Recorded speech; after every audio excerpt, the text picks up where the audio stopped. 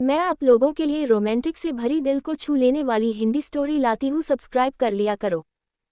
खुशी को रात को सोने से पहले कहानी सुनने का बहुत शौक है।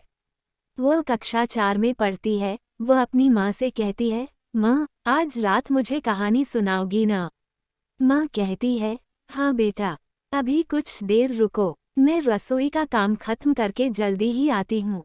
अब खुशी ने जल्दी से नाइट सूट पहना और अपने पलंग पर आकर लेट गई। थोड़ी देर में माँ का काम खत्म हुआ तो वो भी उसके पास आकर लेट गईं। माँ बोली, हाँ, अब बताओ कौन सी कहानी सुनाऊँ आज?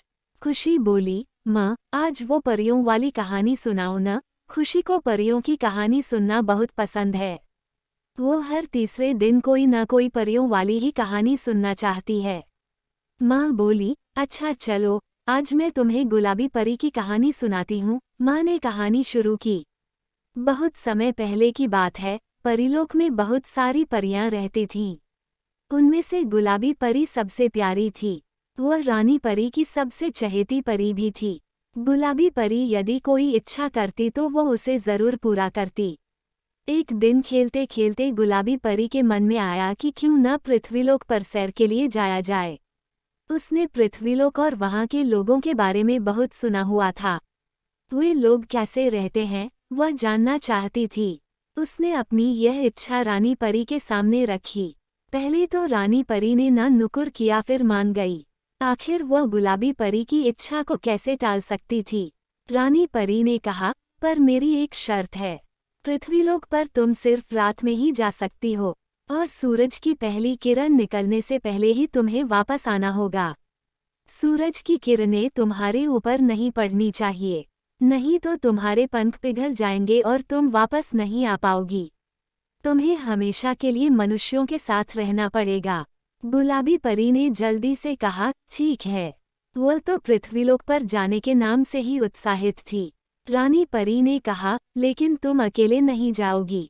तुम्हारे साथ तुम्हारी 3 और परी बहनें भी तुम्हारी सुरक्षा के लिए जाएंगी। सब्ज परी, नील परी और लाल परी। गुलाबी परी और भी खुश हो गई। ये सब तो मेरी सहेलियां हैं। अब तो और भी मज़ा आएगा।